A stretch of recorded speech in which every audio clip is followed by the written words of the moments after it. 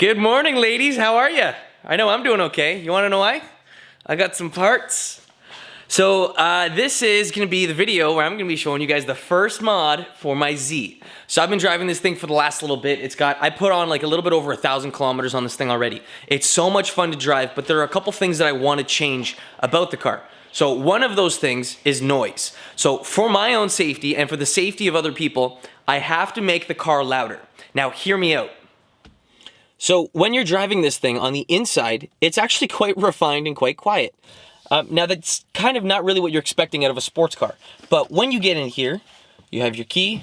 When you turn the car on, it makes a little bit of noise, but not enough that you can actually hear the car. So when you're driving, let's say you're just cruising on the highway. If you're cruising at 100 Ks and you're just, you want to stay doing 100 Ks, you can kind of have an idea by playing around with the cruise control. Now on my other cars, you could usually hear the car. So if you're going to be slightly accelerating, you can hear that. On this car, you can't. So if you're just slightly accelerating, and because it's got a V6, it's got some good pickup. So if you're not paying attention, you can go from 100 to 120 like that, and you don't even know. So what I'm going to be doing is changing that. So because I'm going to be going with a slightly louder exhaust system on this thing, what I in theory am going to do, I'm going to be able to hear my car accelerate, I'll be able to hear it decelerate, and I'll be able to hear it more. So in theory, I'll be able to actually know when I'm accelerating versus when I'm not. And it doesn't help that the speedo on this thing is very close together. The numbers are not really spaced too far apart. So the difference between, let's say, let's go. Okay, so every 90 degrees is 100 kilometers. 100 kilometers an hour. That's a lot. So that's something that I've got to notice. And I will show you guys right now what it sounds like so you guys have an idea as to what it's going to sound like afterwards with the aftermarket test pipes.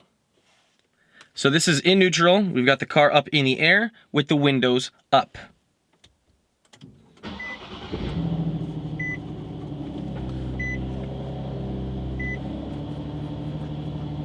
So it's refined, it's quiet, and you can't really hear it. So this right here is a 1500 RPM cold start, and even on the outside, it's not that loud.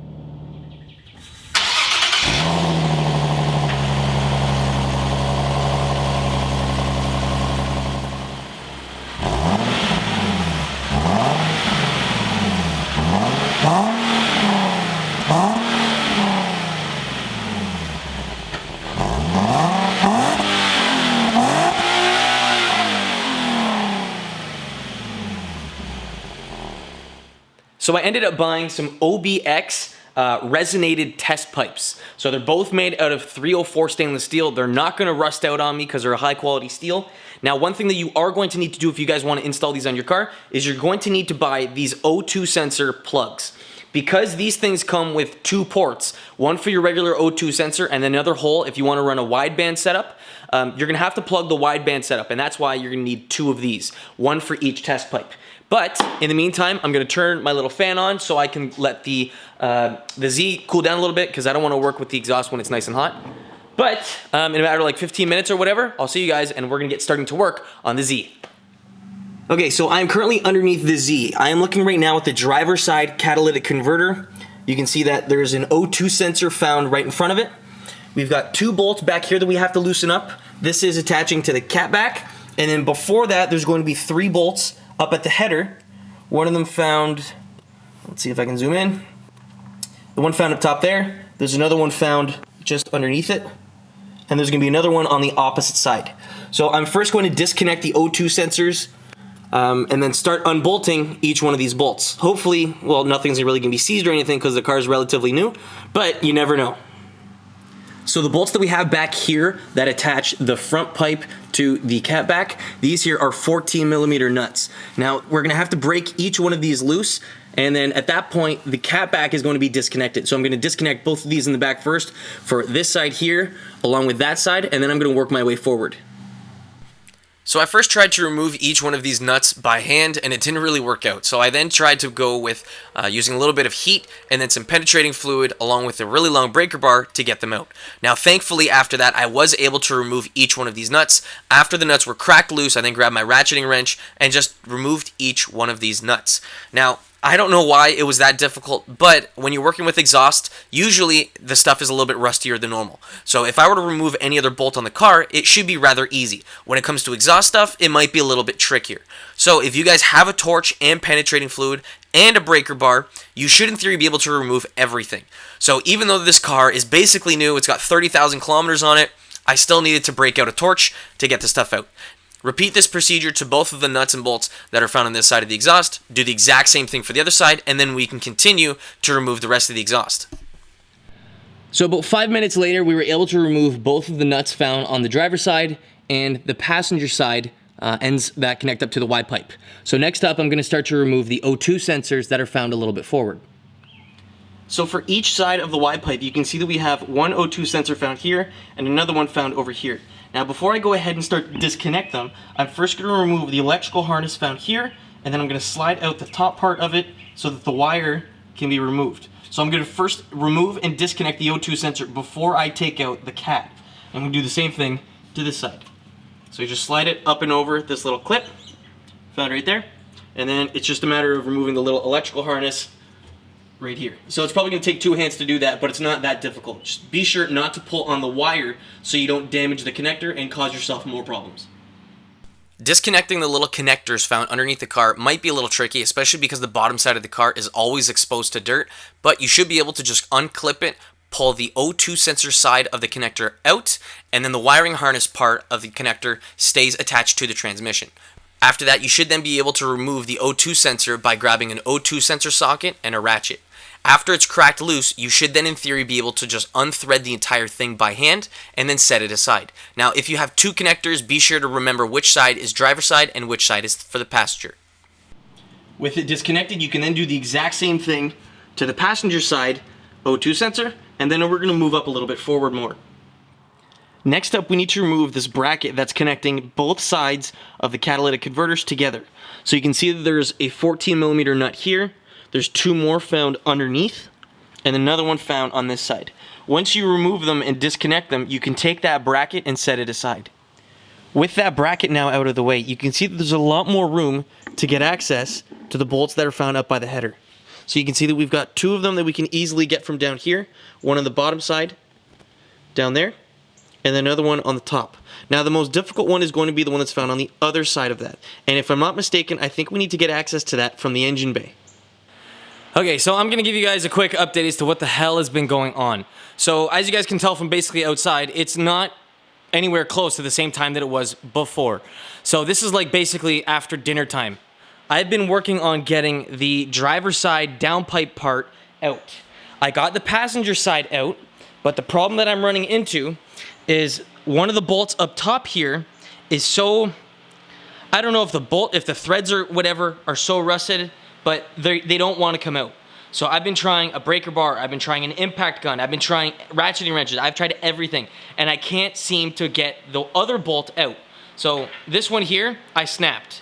But because of it, I was able to get the entire thing out. The driver's side, the bolt itself is threaded and, well, it looks like it's stripped.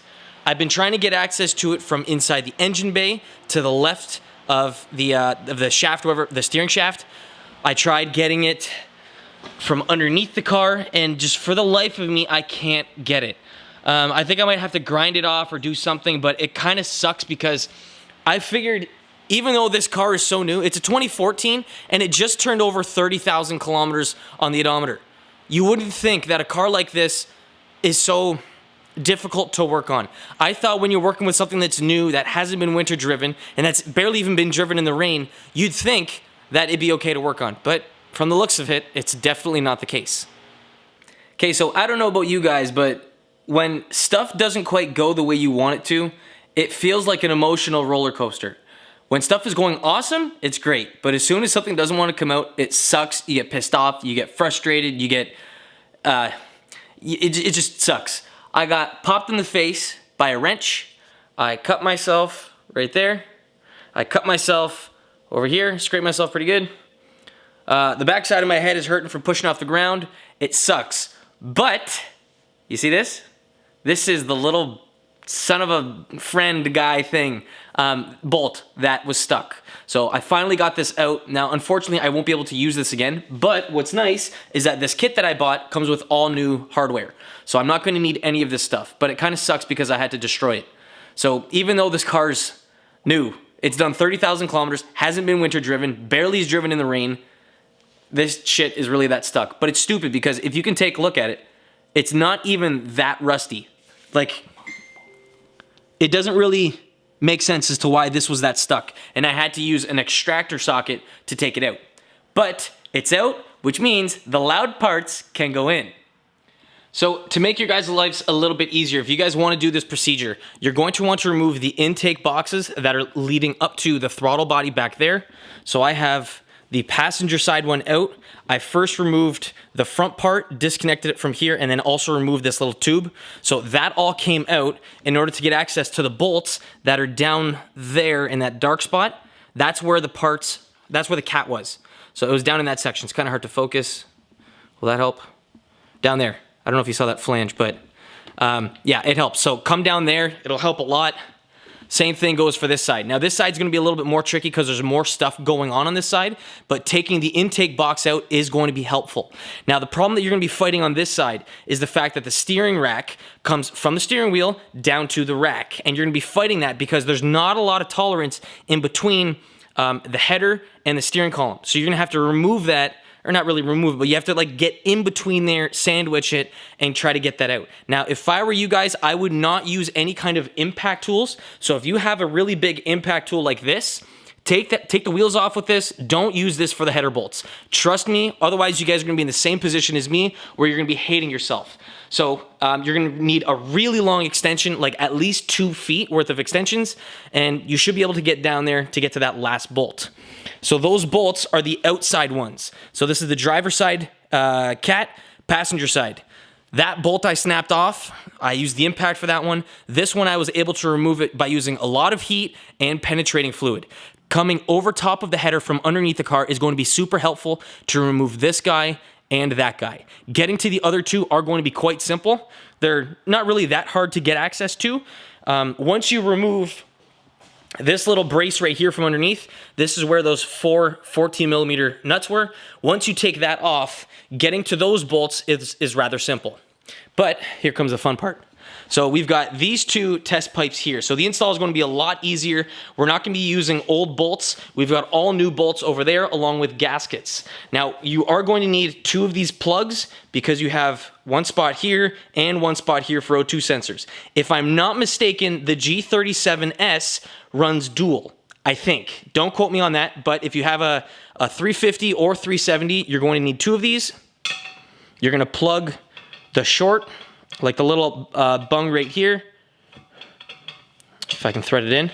You're gonna thread that in and then torque it up. You're gonna install your O2 sensors up to this angled part. You guys can choose to do that now, or you guys can do it later once these are installed on the car. It's entirely up to you. So if you look underneath the car, the passenger side is done, it's installed. We have our O2 sensor hooked up to the bung, the angled bung up front, and then it's connected right here. Now I just need to add a zip tie to connect the wire up to the transmission so there's no like little lag or whatever or the extra slack. And then I need to do the exact same thing to the driver's side. But you can see there's the flange up top where there's 3 holes. The top right one is going to be threaded. On the passenger side, it was the top left. But it's a pretty straightforward reinstallation of everything, especially because there's no cats now. Okay, so this is the next day. I think this is the moment of truth. We have our cat deletes installed on the car. We have our intakes reinstalled on the car. I just need to throw the wheels back on if everything goes smoothly. I took them off just to give me a little bit more space, but if I'm not mistaken, I think we're ready to turn this guy on. So, let's see the moment of truth. Let's see how awesome this sounds.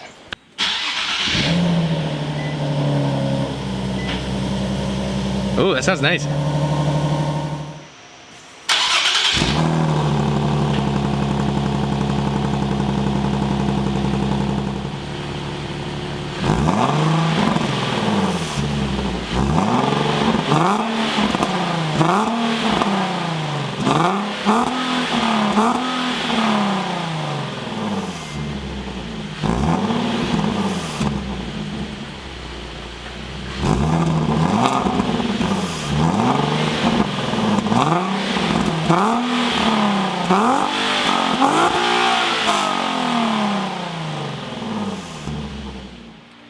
process of the stock catalytic converters was not really that difficult per se. There was only 5 bolts, 102 sensor on each side, and that was pretty much all that you needed to remove to get access to, well, the catalytic converter area.